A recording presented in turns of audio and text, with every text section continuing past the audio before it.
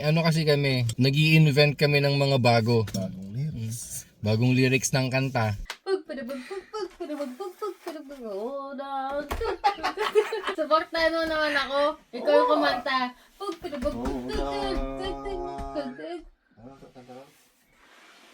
Wala naman to. Mga bagong kasabihan. Alright guys, meron tayong word of the day. Dali na! Maaga pang maingat! At saka bagong trail. That's what life is about. That's what life is about.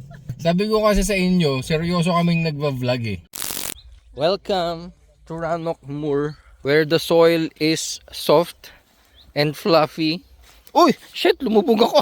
Ito yung unang stop namin for the day. So meron kasi kaming napanood sa YouTube. Pinakita niya tong lugar. Pero kapag nag-search pala kayo sa Google, mga kaibigan, kung pupunta kayo dito sa Scotland, huwag niyong susundan yung Rannoch Moor viewpoint. Iba yung pinapakita nun. Hindi ito yan.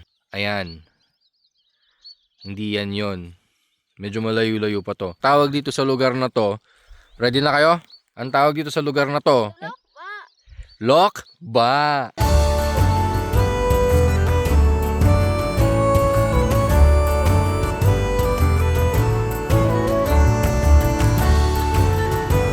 Time check, 6:28 AM. Nakalimutan ko palang sabihin. Kaya kami nandito ngayon sa Scotland. Sa Highlands pala, sa Scottish Highlands. Kasi gumagawa kami ng prenup photos and videos ni Ferenc tsaka ni Jazz. Ang pangalawang nakasulat doon sa listahan namin na pupuntahan, sa We White House Glencoe. Sorry mga kaibigan, tumutulo ang aking sipon. Pag napunta kayo dito, normal lang yan, tutulo ang sipon ninyo. Ayan nyo lang.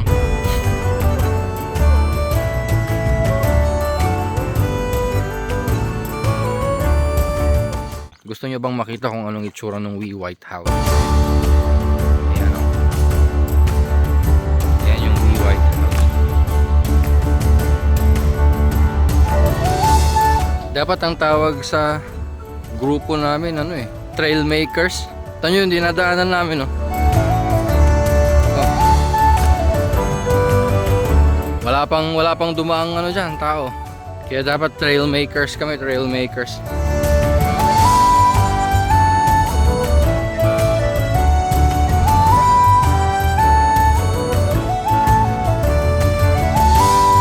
Kita nyo naman. Naghahanap talaga kami ng trail.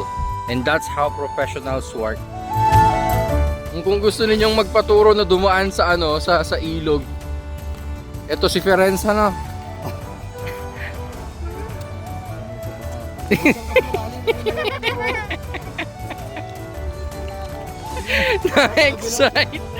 na-excite siyang dun sa malalim siya tumapak, mga kaibigan.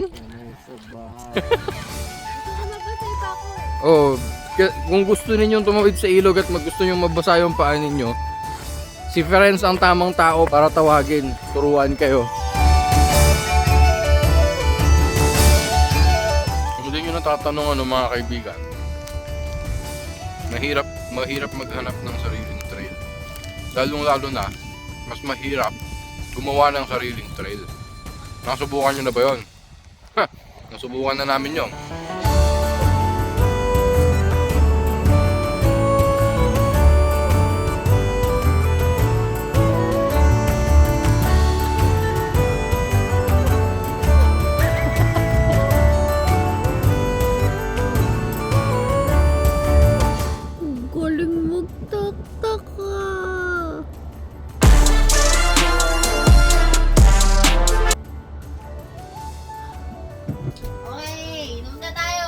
Narinig nyo yun, guys? Uwi na ako Lasing. Nabasa yung mga medyas namin, mga kaibigan. Ano sabi mo? Paa mo yun. Tapos sinapit pa niya yung medyas niya.